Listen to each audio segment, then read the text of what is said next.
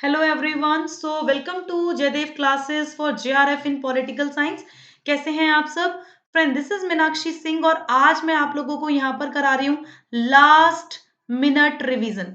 ये काफी ज्यादा इम्पोर्टेंट है, ठीक है।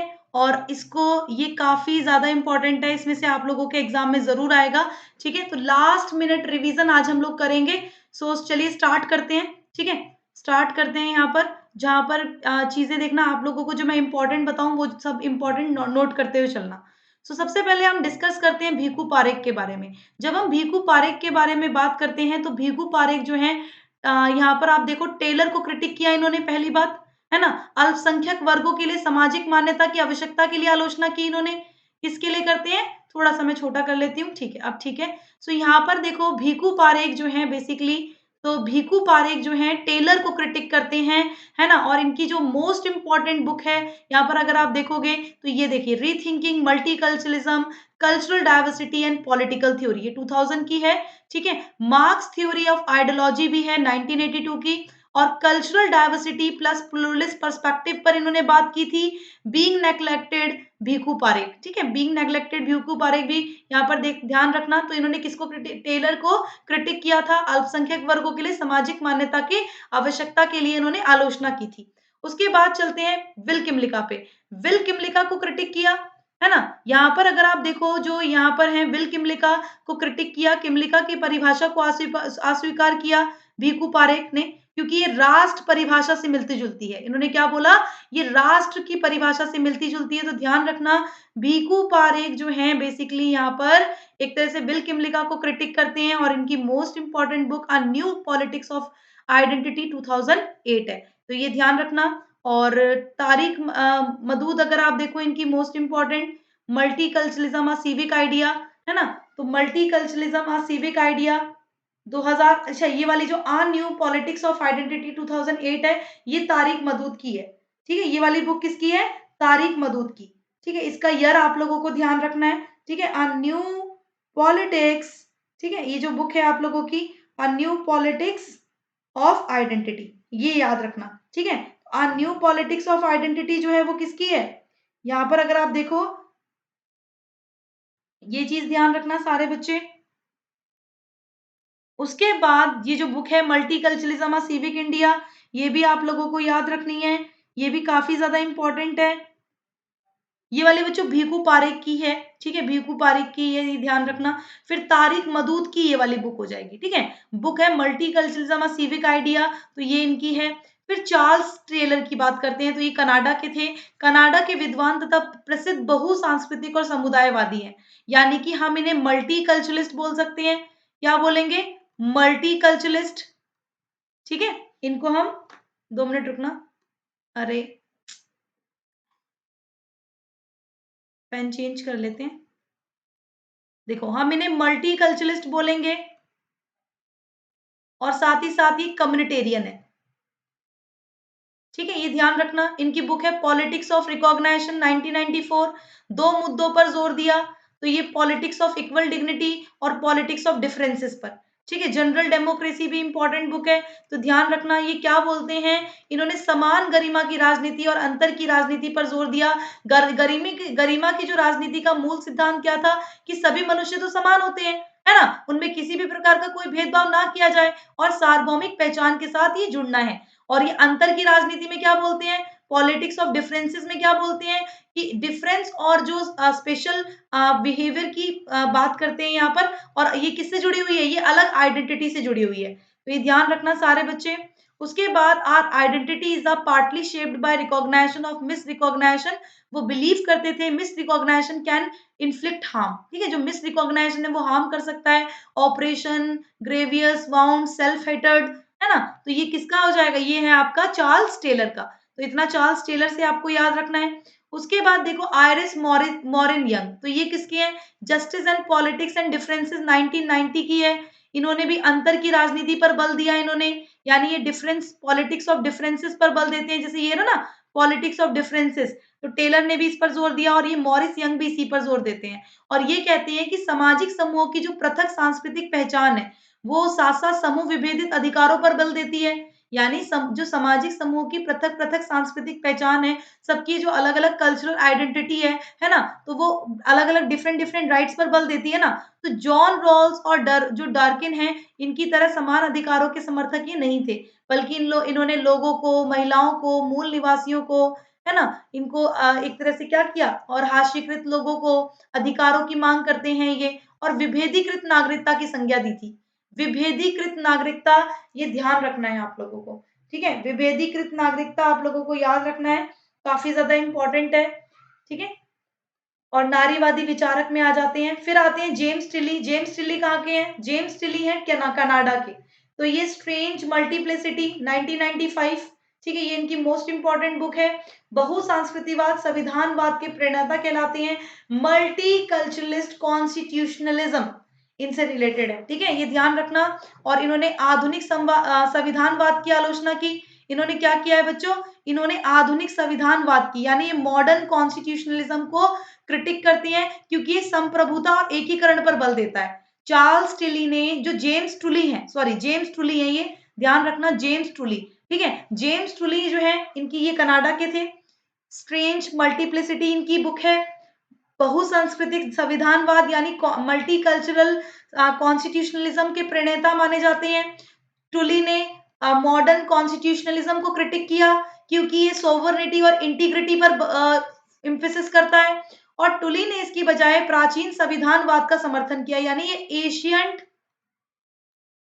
कॉन्स्टिट्यूशनलिज्म, एशियन कॉन्स्टिट्यूशनलिज्म को क्या करते हैं? सपोर्ट करते हैं। ये विविधता और बहुलवाद का सम्मान करते हैं, और पारंपरिक मूल्यों और विश्वासों को भी स्वीकार करते हैं, ठीक है। तो कौन थे ये? जेम्स टुली। तो ये ध्यान रखना सारे बच्चे। उसके बाद अगले पे चलते हैं। अगले हैं जेरेमी वॉल्ड्रन। जेरेमी वॉल्ड्रन, अगर आप देखो, ये न्यूजीलैंड के थे, और इन्होंने कॉस्मोपॉलिटन मल्टीकल्चरलिज्म के हैं ये। जब अगर आपसे पूछा जाए कि कॉस्मोपॉलिटन मल्टीकल्चरलिज्म किसका है, तो ये याद रखना, ये किसका हो जाएगा? ये हो जाएगा आप लोगों का, किसका? ये होगा आपके जेरेमी वॉल्ड्रन का, ठीक है। इन्होंने हाइब्रिडिटी पर बात की, और मिक्स कल्चर पर भी इन्होंने बल दिया था, यानी संकरता और मिक्स कल्चर, तो यानी मिश्रित संस्कृति, है ना, इस पर ये बल देते हैं। तो ये ध्यान रखना। उसके बाद आगे चलते हैं हम लोग। अब आते हैं राजीव भार्गवा। राजीव भार्गवा ये काफी इंपॉर्टेंट है। इन्होंने 3 फॉर्म्स ऑफ मल्टीकल्चरलिज्म बताए थे, यानी बहुसंस्कृतिवाद के कितने होते हैं? बहुसंस्कृतिवाद कितने प्रकार का होता है? तो ये 3 प्रकार का होता है। पहला होता है एग्लिटेरियन, दूसरा होता है लिबरल, और तीसरा होता है ऑथोरिटेरियन। हिंदी में देख लो, समतावादी और उदारवादी, लिबरल आप बोल सकते हो, और अधिनायकवादी, ठीक है, ये ध्यान रखना। ये राजीव भार्गवा का हो जाएगा। 3 टाइप्स के इन्होंने क्या बताए थे? मल्टीकल्चरलिज्म। फिर आता है अशोक चस्कर। अशोक चस्कर की most important book multiculturalism in India, fiction in England, ये है, ध्यान रखना। एडवर्ड सैयद कहाँ के थे? ये यूएसए के थे। ओरिएंटलिज्म बहुत इंपॉर्टेंट बुक है, और कल्चरल एंड इम्पीरियलिज्म बहुत इंपॉर्टेंट बुक है। अब सबसे इंपॉर्टेंट चीज भाई, बोलते किस पे हैं? तो post colonial theory, post colonial theory है ना, theory of post colonial, theory of post colonial पर बोलते हैं, इसके प्रतिपादक हैं। और इन्होंने औपनिवेशवाद के उत्पीड़न, सांस्कृतिक वैचारिक पूर्वाग्रहों को उजागर किया, यूरोप केंद्रिता और प्रभुत्व की आलोचना की। ये यूरोप के सेंट्रलाइजेशन को और सोवरनिटी को क्या करते हैं? क्रिटिक करते हैं, ये ध्यान रखना। कौन? एडवर्ड सेड, ठीक है, ये ध्यान रखना। नेक्स्ट पे चलते हैं हम लोग। अब देखो ब्रियन बैरी। ब्रियन बैरी जो है, ये बच्चों कौन है? ये बेसिकली आपके जो मल्टीकल्चरलिज्म को क्रिटिक करते हैं। तो ब्रियन बैरी जो है, ये क्रिटिक करते हैं मल्टीकल्चरलिज्म को। इनकी most important book culture and equality है। उन्होंने मल्टीकल्चरलिज्म को क्रिटिक क्यों किया? क्योंकि ये कल्चरल स्पेशलाइजेशन पर बल देते हैं। इन्होंने सांस्कृतिक विशिष्टता पर जोर दिया था। ये किस पर जोर देते हैं? कल्चरल स्पेशलाइजेशन पर, ठीक है, ये कल्चरल स्पेशलाइजेशन पर जोर देते हैं, जिस कारण आर्थिक और राजनीतिक विकास मुद्दे पीछे छूट जाते हैं। इन्होंने बोला कि जो बेसिकली आप लोगों का जो मल्टीकल्चरलिज्म है ना, जो मल्टीकल्चरलिज्म है, तो ये क्या करता है? ये कल्चरल स्पेशलाइजेशन पर बल देता है, जोर देता है, जिसके कारण आर्थिक और राजनीतिक विकास की तो कोई बात ही नहीं करता। इकोनॉमिक और पॉलिटिकल डेवलपमेंट तो पीछे छूट गए ना। बिल्कुल, वेरी गुड। फिर आते हैं अमर्त्य सेन पर। उसके बाद आते हैं अमर्त्य सेन। अमर्त्य सेन अगर आप देखोगे ये काफी ज्यादा इंपॉर्टेंट है। बहुसंस्कृतिवाद, समूह पहचान और समूह अधिकारों पर बल दिया। यानी इसमें आप लोग ध्यान रखना, ये ग्रुप आइडेंटिटी पर बात करते हैं। ग्रुप आइडेंटिटी और ग्रुप राइट्स, इन्होंने इस पर बात की थी। ये समूहवाद व्यक्तिगत स्वतंत्रता, आत्म विकास के लिए खतरा है। इन्होंने कहा बहुसंस्कृतिवाद एलिएशन और आपसी विश्वास अविश्वास यानी कि ट्रस्ट ना होना और सांप्रदायिक हिंसा को बढ़ावा देता है। इन्होंने कहा कि जो मल्टीकल्चरलिज्म है वो क्या करता है, मल्टीकल्चरलिज्म जो है ये एलिएशन में, है ना, डिस्ट्रस्ट और जो कम्युनल वायलेंस है इनको बढ़ावा देता है ना, और दूसरी ओर संस्कृतियों के प्रति सहिष्णुता के बजाय सभ्यताओं के मध्य टकराव पैदा करता है। तो ये ध्यान रखना, सभ्यताओं के मध्य टकराव, ये किसने बोला था, ये अमर्त्य सेन भी बोलते हैं। तो ये आप लोगों को देखो, सॉलिटेरिस्टिक थ्योरी है ना, सॉलिटेरिस्टिक थ्योरी और यहूदी बस्ती, याद रखना। सेन ने बहुसंस्कृतिवाद को एकांतवादी सिद्धांत कहा है और ये क्या है, बेसिकली ये यहूदी बस्ती को बढ़ाता है। ठीक है, ये ध्यान रखना। नेक्स्ट है आप लोगों का, फिर आते हैं नारीवादी। जो है नारीवादी, जो आप लोगों को पता ही है, ये मल्टीकल्चरलिज्म की, इसमें अल्पसंख्यक अधिकार और मान्यताओं के परंपराओं को बढ़ावा देते हैं। ठीक है, अब कुछ चीजें आप लोगों को नोट करनी है। देखो मैं आप लोगों को ही बता रही हूँ। देखो, विभिन्नता की राजनीति व विभेदीकृत नागरिकता, ठीक है, इसको बोलेंगे डिफरेंशिएटेड सिटीजनशिप। डिफरेंशिएटेड मैं आप लोगों को इंग्लिश में भी बताती चल रही हूँ, प्लीज इसे नोट कर लो। डिफरेंशिएटेड सिटीजनशिप है आयरिश मॉरिसन यंग का। किसका है, आयरिश मॉरिसन यंग का है। ठीक है, यंग लिख दे रही हूं मैं यहाँ पर, मॉरिसन यंग। ठीक है, आयरिश मॉरिसन यंग। फिर पॉलिटिक्स ऑफ रिकॉग्नाइजेशन की बात किसने की, चार्ल्स टेलर ने की थी। किसने की थी, चार्ल्स टेलर ने। उदार समतावादी बहुसंस्कृतिवाद यानी लिबरल एग्लिटेरियन एग्लिटेरियन मल्टीकल्चरलिज्म की बात कौन करते हैं, किमलिका करते हैं। कौन करते हैं, किमलिका। संवाद आधारित बहुसंस्कृतिवाद की बात किसने की, यानी आप लोगों की डायलॉग बेस्ड प्लूरल मल्टीकल्चरलिज्म लिख दूं, लिख देती हूं। ठीक है, डायलॉग बेस्ड प्लूरल मल्टीकल्चरलिज्म। ठीक है, ये तो पूरा लिख लोगे। तो ये कौन करते हैं, भीखू पारेख करते हैं। बहुसंस्कृतिक संविधानवाद की, यानी मल्टीकल्चरलिज्म कॉन्स्टिट्यूशनलिज्म यही लिख रही हूँ। ठीक है, जेम्स ट्रूली करते हैं। और बहुसंस्कृतिवाद स्वच्छंदतावादी तो कुकथास ने की है। और सर्वदेशीय बहुसंस्कृतिवाद जेरेमी वॉल्ड्रेन ने की थी। ठीक है, ये ध्यान रखना। आगे चलते हैं, ये बहुत ज्यादा इंपॉर्टेंट है बच्चों। नेक्स्ट आते हैं वेव ऑफ डेमोक्रेसी पे।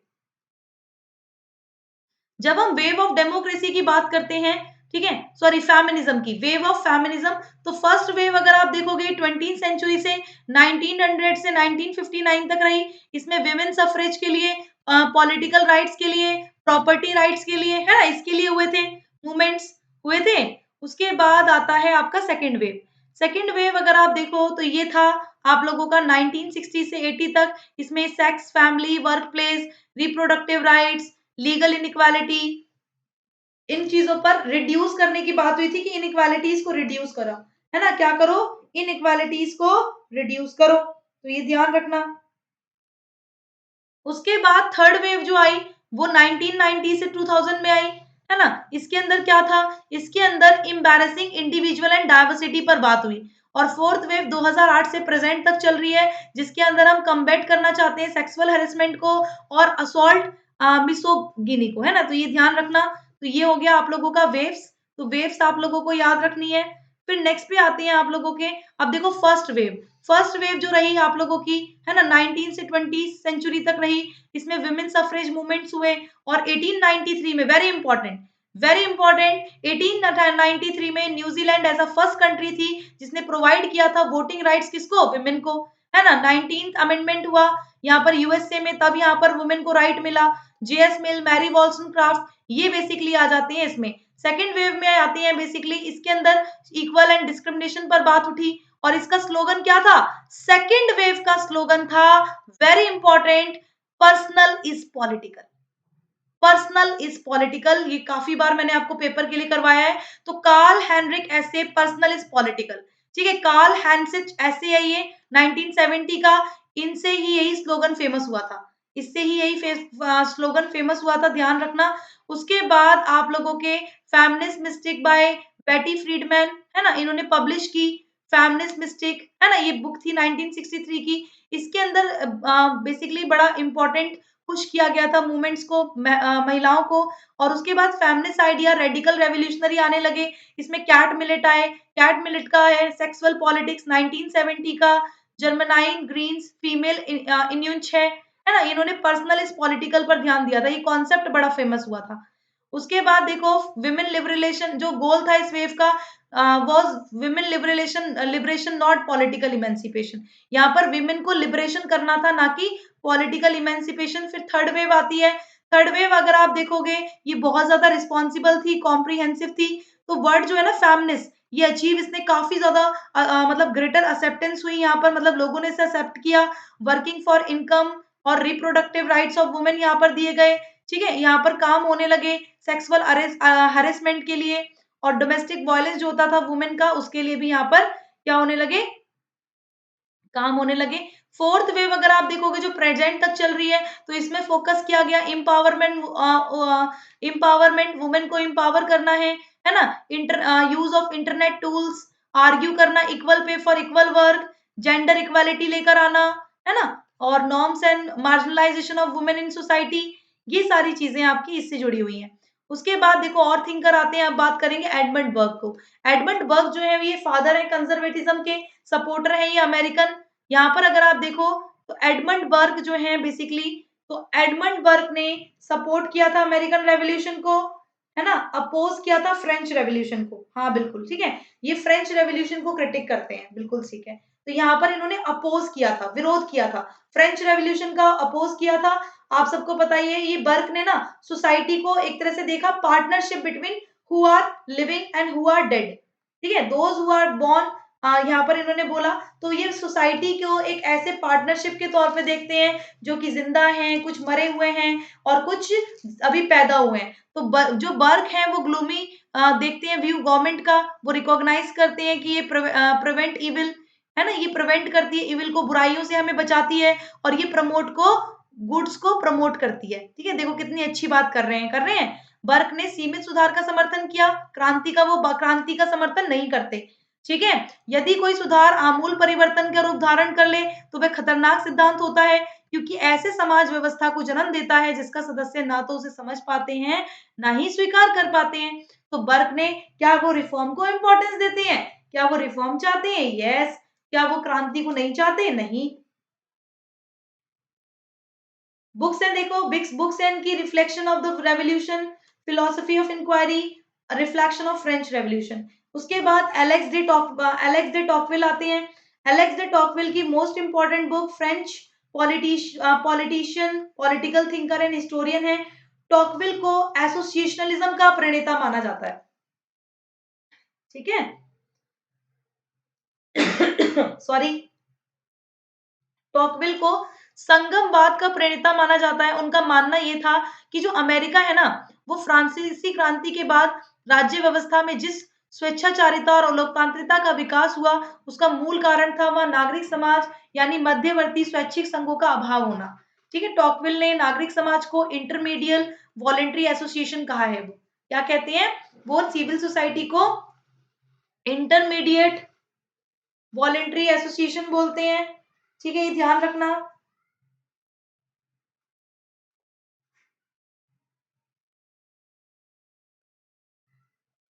और जो व्यक्ति और वह राज्य के मध्य आकर व्यक्ति की स्वतंत्रता की क्या करती है, रक्षा करती है। तो टॉकविल ने लोकतंत्र की पाठशाला कहते हैं वो सहचर्यों को, है ना, यानी राजनीतिक दल, चर्च, विज्ञान, इन सबको उन्होंने पाठशाला कहा, लोकतंत्र की पाठशाला। टॉकविल की नजर में सबसे महत्वपूर्ण सहचर्य राजनीतिक दल है। इन्होंने सबसे इंपॉर्टेंट किसको माना, पॉलिटिकल पार्टीज को, ठीक है। और टॉकविल डेमोक्रेसी को बहुतंत्र की तानाशाही कहते हैं, वेरी इंपॉर्टेंट, ये तो पेपर में भी आया है ना। टॉकविल कंसिडर करते हैं डेमोक्रेसी को as a trainee of majority, कहा था। और ये तानाशाही इन्होंने देखो, इन्होंने सामाजिक, सांस्कृतिक, राजनीतिक, धार्मिक एसोसिएशन राज्य की निरंकुश शक्ति के खिलाफ एक स्वतंत्र आंख की तरह होता है। ये चीज उन्होंने बोली। जेएस मिल भी टॉकविल के विचारों से क्या थे, सहमत थे, ये ध्यान रखना। आगे चलते हैं हम लोग। अब बात करते हैं माइकल ऑक्सफोर्ड की। तो ये कौन थे भाई, ये यूके पॉलिटिकल फिलोसोफर थे ऑक्सफोर्ड। इन्होंने मेजर कंट्रीब्यूशन दिया कंजर्वेटिव ट्रेडिशन में। ये हाईलाइट करते हैं importance of civil association, insist करते हैं limited provision province of politics को। इन्होंने क्लोजली एसोसिएटेड था इनका आइडिया लिबरल थॉट से। बुक्स देख लेना, रैशनलिज्म इन पॉलिटिक्स अदर ऐसे, कब की है, 1962 की। ह्यूमन कंडक्ट है 1975 की। ठीक है, तो डेविड ह्यूम और ऑक्सफोर्ड जो है वो दोनों ही बुद्धिवाद का विरोध करते हैं। ठीक है, इन्होंने बुद्धिवाद का विरोध किया है, ध्यान रखना। उसके बाद आगे आ जाओ, ये आप पढ़ना चाहो तो पढ़ सकते हो। देखो, there are two well known principle of the great of citizenship. एक हो गया जस सोली और एक हो गया जस सेग्नियस। ठीक है, ये देखो ये इंपॉर्टेंट क्यों है, ये इंपॉर्टेंट इसलिए है क्योंकि ये इस बार दिल्ली यूनिवर्सिटी एंट्रेंस टेस्ट जो हुआ है 2021 का, उसमें आया है। ठीक है, तो आप लोगों से क्या पता ये वाला ना पूछ के, ये वाला ना पूछ के, क्योंकि ये तो आ चुका है, ये पूछ लें। तो ये ध्यान रखना। देखो ध्यान से समझा रही हूँ, ध्यान से सुनना। दो प्रिंसिपल है सिटीजनशिप के। ठीक है, दो प्रिंसिपल है सिटीजनशिप के। पहला है जस सोली। जस सोली मानता है कि ये citizen on the basis of place of birth वो वहां का सिटीजन होता है। जैसे आप हो गए, मैं हो गई, है ना, मेरा जन्म यहाँ हुआ है इंडिया में, आपका भी हुआ है, तो हम यहाँ के क्या हो गए, यहाँ पे हम यहाँ के सिटीजन हो गए। और जज सेंसियस क्या बोलता है, ये रिकॉग्नाइजेशन करता है ब्लड टाइज पर। ये रिकॉग्नाइजेशन करता है ब्लड टाइज, है ना, जैसे ब्लड वाइज हम लोग यहाँ के होने चाहिए ऐसे। तो racial idea just census was also rejected the assembly of, it was against the Indian ethos, है ना। तो जो जो रेशियल आइडिया है ना जस्ट सेग्निस का, तो ये रिजेक्ट करता है। ठीक है, कॉन्स्टिट्यूटेंट असेंबली, तो ये कॉन्स्टिट्यूएंट असेंबली के द्वारा इसको रिजेक्ट किया गया सेग्निसिस के द्वारा, क्योंकि ब्लड टाइज, मतलब ब्लड टाइज को रिकॉग्नाइज करता है ना, खून के आधार पे होने चाहिए हो आप, है ना, इस तरह से। तो ध्यान रखना। अब मोतीलाल नेहरू कमेटी जो थी 1928 की, उसने फेवर किया था जस सोली का। जस सोली आपको पता है ना, अगर आपका जन्म हुआ है बाय बर्थ, ठीक है, तो आप भारत के सिटीजन माने जाओगे। अब बात करते हैं सबल्टन थ्योरी ऑफ स्टेट की। तो जो टर्म है सबल्टन, ये कहां से ली गई, इटालियन मार्क्सिस्ट, है ना, एंटोनियो ग्रामसी, इनके वर्क से, प्रिजन नोटबुक से ली गई है। अब देखो ये जो है ना बच्चों, ये ओरिजिनल ग्रामीसियन कंटेक्स्ट है सबल्टन। सबल्टन अगर आप देखो, ये रिफर किया जाता है पीशेंट क्लास को, है ना, जिनके पास इंटीग्रेटेड, जो who had not been integrated Marx conception of industrial capitalist state system. तो 1980s के अंदर जो पोस्ट कॉलोनियल स्टडीज थी, उसके अंदर इसको इन्वॉल्व किया गया था सबल्टन को। ठीक है, ये ध्यान रखना। और देखो, सबल्टन स्टडीज को फर्स्ट टाइम यूज किया था रंजीत गुहा ने, ये काफी वेरी इंपॉर्टेंट। ठीक है, सबल्टन स्टडीज को पहली बार यूज किया था रंजीत गुहा ने, और एनालाइज किया था बाइनरी रिलेशनशिप को सबल्टन एंड रूलिंग क्लास के बीच में। ठीक है, तो ये ध्यान रखना। सबल्टन कौन है, तो भाई जो स्ट्रगल कर रहे हैं डेली लाइफ में ऑपरेसिव सिस्टम के खिलाफ, वो सब सबल्टन है ना। तो सबल्टन अगर आप देखो तो पता चल गया ना सबल्टन कौन है, ये ध्यान रखना। सबल्टन स्टडीज जो है बेसिकली, तो सबल्टन स्टडीज में हम क्या करते हैं, इसके अंदर हम लोग क्या करते हैं, इसको सबल्टन स्टडीज को स्टार्ट किसने किया था, इरिक स्टोक एंड रंजीत गुहा ने, इन्होंने स्टार्ट किया था। और ये क्या करते हैं, फॉर्मुलेट करते हैं एक new narrative history of India and south Asia. इस चीज को इन्होंने बताया है। इन समूहों के इतिहास की जांच करना चाहते हैं, और औपनिवेशिक और राष्ट्रवादी अभिलेख गार के बड़े पैमाने पर हाशिया या पूरी तरह से अप्रकाशित हो गए हैं। इसका एम क्या है, अनकवर करना हिस्टोरीज ऑफ ग्रुप को, है ना, that within the colonial and nationalist achieve went to largely shunted to the margins और अनडॉक्यूमेंटेड ऑल टुगेदर। तो ये ध्यान रखना सारे बच्चे। उसके बाद ये इंपॉर्टेंट करेक्टरिस्टिक्स हैं। ठीक है, ये आ जाओ, ये देखो ये इंपॉर्टेंट बुक्स हैं बच्चों। रंजीत गुहा की बुक है elementary aspect of peasant insurgency in colonial India, 1983 की है। शहीद अमीन की है इवेंट मेटाफॉर मेमोरी, 1995 की। अब इसके अंदर देखो चोरा चोरी इंसिडेंट जो हुआ था ना, उसका बड़ा अच्छे से बताया गया है। इसमें देखो दीपेश चक्रवर्ती की बुक है प्रोवेंशलाइजिंग यूरोप, 2000 की बुक है ये। और गायत्री चक्रवर्ती स्पिवाक की है can the subaltern speak. Ranjit Guha की book dominance without hegemony the small voice of history, ये काफी इंपॉर्टेंट बुक है। उसके बाद पोस्ट कॉलोनियल स्टेट पर आते हैं। एडमंड सेट जो है ओरिएंटलिज्म की बात करते हैं, है ना। इन्होंने स्टडी किया था पोस्ट कॉलोनियलिज्म को, किया था। और इसके अलावा गायत्री चक्रवर्ती, होमी के बाबा, इन्होंने भी पोस्ट कॉलोनियलिज्म से रिलेटेड है, ध्यान रखना। अगर क्वेश्चन आता है कि पोस्ट कॉलोनियलिज्म, आपको पता है कॉन्सेप्ट को, जो ऑप्शन को एलिमिनेशन करने में हेल्प हो जाएगी अगर ये चीज पता चलती है। तो क्या है भाई पोस्ट कॉलोनियल स्टेट? वो स्टेट जिसमें कॉलोनियल पास्ट हो but still continue suffer from colonial legacy, है ना। बट वो कंटिन्यू सफर कर रहा हो कॉलोनियल लेगेसी से निकलने में, है ना। तो ये ध्यान रखना, जैसे कि एग्जांपल थर्ड वर्ल्ड कंट्रीज, वो स्टेट जो कॉलोनियल है, उसका कॉलोनियल पास्ट हो, है ना, वो कहीं ना किसी का गुलाम रहा हो, लेकिन अभी वो कंटिन्यू सफर कर रहा है कॉलोनियल लेगेसी से, तो ये होते हैं पोस्ट कॉलोनियल स्टेट। तो ये ध्यान रखना सारे बच्चे। उसके बाद देखो पोस्ट कॉलोनियलिज्म एक स्टडी है efforts of colonialism on culture and society की।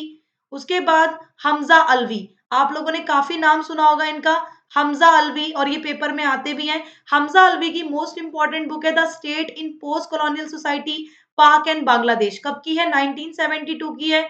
हमजा अलवी ने पाक और बांग्लादेश को अति विकसित राज्य और महानगरीय राज्य कहा है। अति विकसित क्या होगा? अति विकसित डेवलप करके हो जाएगा, ठीक है। और महानगरीय मेट्रोपॉलिटन, मेट्रोपॉलिटन स्टेट बोलते हैं ये। और ये कहते हैं ये औपनिवेशिक पूंजीवाद का परिणाम है। उसके बाद आते हैं गुन्नर मृदल। कौन आते हैं? गुन्नर मृदल। गुन्नर मृदल ने सॉफ्ट स्टेट कहा इंडिया को।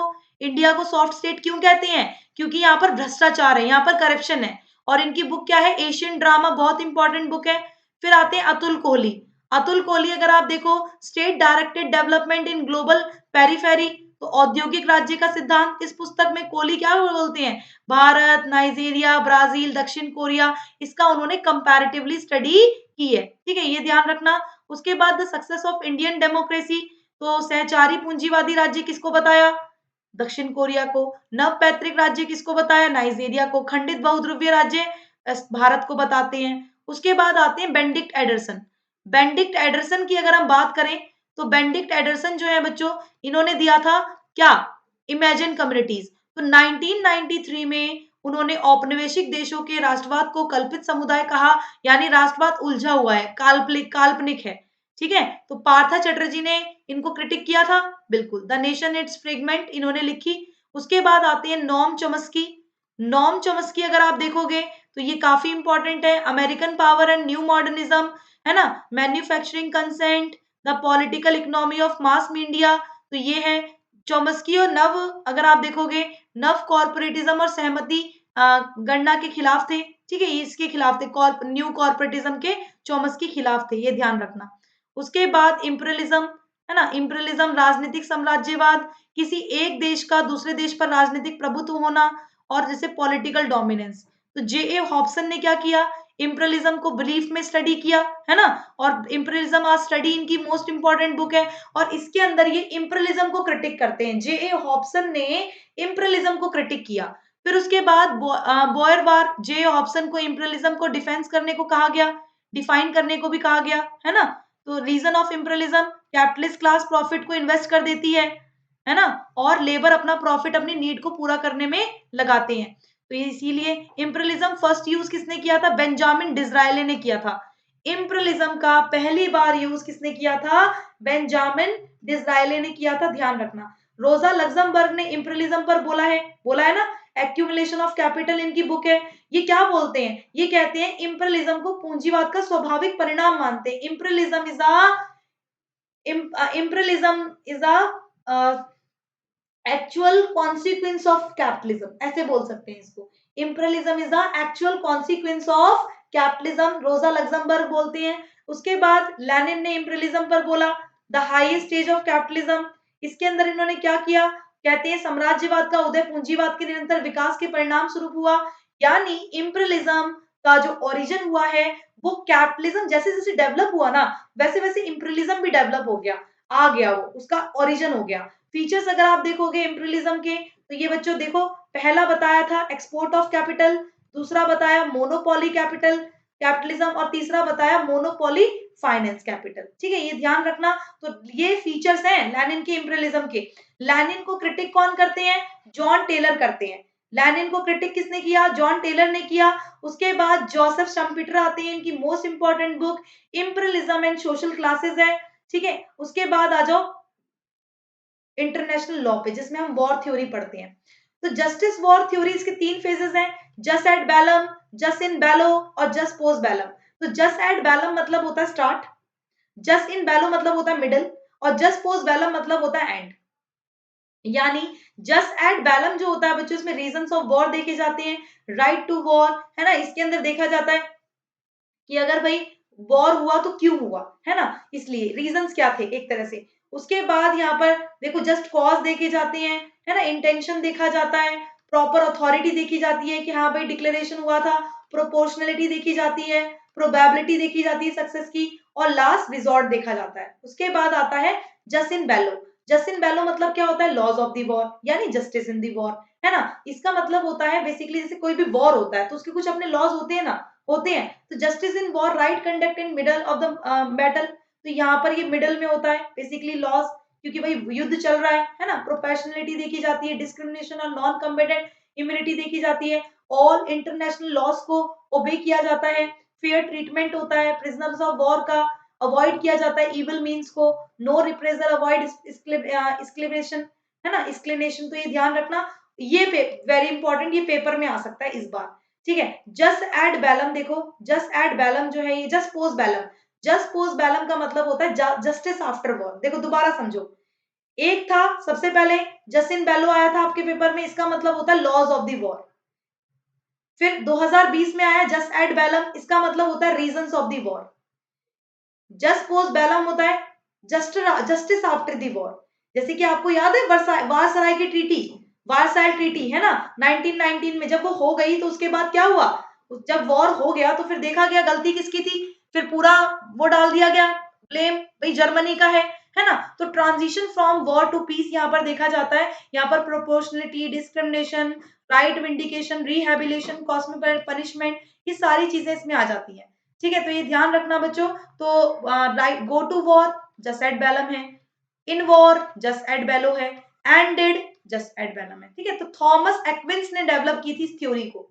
ठीक है, तो ध्यान रखना है, जो आप पढ़ रहे हो ना, जो ये पढ़ रहे हो, ये किसने बताई थी? थॉमस एक्विनिस ने। ये नाम आ सकता है आपका पेपर में। तो इसके अंदर इन्होंने जो आप लोगों का सुमा थियोलॉजिया है इसके अंदर प्रेजेंट किया था, जनरल आउटलाइन। ठीक है, what become the just war theory, तो ये चीज ये बताते हैं। उसके बाद देखो कुछ इंपॉर्टेंट चीजें हैं जो 2020 में हुई थी, ये काफी इंपॉर्टेंट है, ये पेपर में आ सकती है। स्लाइनेक्स 20, स्लाइनेक्स 20 ये 8th एडिशन था, annual India Sri Lanka bilateral Naval maritime exercise थी स्लाइनेक 20। तो ये हेल्ड हुई है कहाँ पर? त्रिनोकोमली श्रीलंका, 9 से 12 अक्टूबर 2020 में हुई थी। ठीक है, इसका उद्देश्य था पारस्परिक अंतर संचालनशीलता को बढ़ाना और आपसी समझ और परिपक्व को बढ़ाना। ये स्टार्ट कब से हुई है? 2005 से हुई है। स्लाइनेक्स 2019 विशाखापट्टनम पर हुई थी, है ना। और स्लाइनेक्स 20 में इंडिया, कारमोड़ा, काटलन, ठीक है, ये लीडर्स के नाम है, इन्होंने हिस्सा लिया था। ठीक है, ध्यान रखना, इसका महत्व यहाँ पर दे रखा है, ये ध्यान रखना।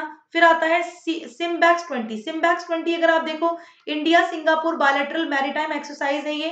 ठीक है, ये अंडमान सी पर हुई है, कंक्लूड हुई है, 27th एडिशन था, 1994 से आयोजित होने वाला है ये सिम्बैक्स। ठीक है, और जो ये एक्सरसाइज होती है इंडिया और सिंगापुर के बीच में होती है। ठीक है, ये सब भाग लेते हैं ये लोग, ध्यान रखना। और अंडमान सागर इसके पास आसपास के 4 क्षेत्र, भारत, म्यांमार, थाईलैंड, इंडोनेशिया, इसमें एक्सक्लूसिव इकोनॉमिक जोन स्थापित किया गया है। एक्सक्लूसिव इकोनॉमिक जोन जो है वो बच्चों 200 नैटिकल मील की दूरी तक फैला हुआ है। ठीक है, और ये तटीय क्षेत्र में सभी प्राकृतिक संसाधनों की खोज, दोहन, संरक्षण, प्रबंधन, इन सबसे रिलेटेड है। ठीक है, इस सबसे अधिकार रखता है। उसके बाद देखो आईबी समर जो है एक तरह से इंडिया, ब्राजील, साउथ एशिया, ठीक है, ये मैरीटाइम है। ये इंडिया, ब्राजील और साउथ अफ्रीका के बीच में हुई, बिगेन हुई थी 2008 में और इनिशिएट हुई 2006 में। ठीक है, तो ये ध्यान रखना। तो जो आप लोगों की 2014 में हुई थी साउथ अफ्रीका में, 5 हुई है इंडिया में, और 2018 वाली साउथ अफ्रीका में। अब देखो कुछ और इंपॉर्टेंट चीजें हैं जो मैं आप लोगों को बता रही हूँ, 2 मिनट रुकना।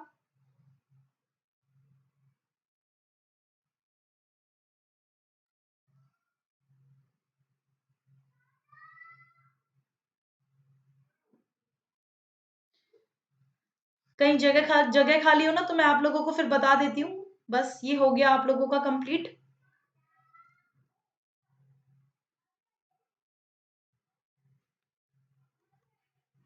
यहां बता देती हूँ।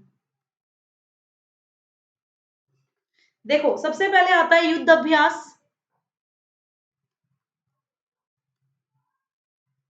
युद्ध अभ्यास हुआ था इंडिया और यूएस के बीच में, ठीक है।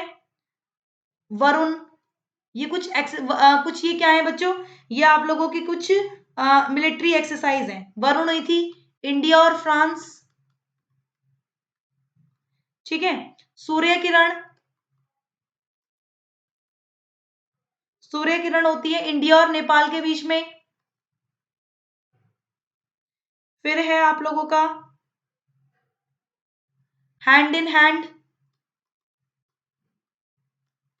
जो हैंड इन हैंड होती है वो इंडिया और चाइना के बीच में होती है। मित्र शक्ति होती है एक, वो होती है श्रीलंका और इंडिया के बीच में, ठीक है। और एक शक्ति है बच्चों, शक्ति, तो शक्ति से मत करना, परेशान मत होना, ये इंडिया और फ्रांस के बीच में होती है। गलती मत करना, एक मित्र शक्ति और एक शक्ति है, ठीक है। और गरुड़ शक्ति, गरुड़ शक्ति होती है इंडिया और इंडोनेशिया के बीच में, ठीक है। और कॉनकन किसके बीच में होती है, कॉनकन इंडिया और यूके के बीच में, है ना। और जिमेक्स किसके बीच में होती है, जिमेक्स इंडिया और जापान के बीच में, ठीक है। तो ये ध्यान रखना, ये इंपॉर्टेंट है। Thank you so much everyone, ये थी आप लोगों की लास्ट मिनट रिवीजन, ठीक है। आई होप आपको अच्छी लगी होगी। So daily plus and special classes Unacademy पे हो रही है। रिवीजन कोर्स चल रहा है पॉलिटिकल साइंस पर। रिवीजन कोर्स आप लोगों का ये 1 PM में हो रहा है। 3 क्लासेस हो रही है अभी प्लस में, एक 11 बजे हो रही है, एक 1 PM हो रही है और 6 PM हो रही है, ठीक है। स्पेशल क्लासेस हो रही है आप लोगों की, एक तो 4 PM होती है और एक 8 PM होती है, तो आप लोग आ सकते हो। ये देखो डिस्कशन चल रहा है प्रीवियस एमसीक्यूज पर, 8 बजे मैं आपको एक्सपेक्टेड करवाती हूँ। प्लस सब्सक्रिप्शन ले सकते हो 1 month, 3 month, 6 month, 12 month, 24 month का। और यहाँ पर कोड है मीनाक्षी लाइव, अगर आप इसे यूज करते हो तो आपको मिलेगा 10% का डिस्काउंट, ठीक है। So use code Meenakshi live for getting 10% discount. Thank you and thanks for watching, bye bye to all, thank you.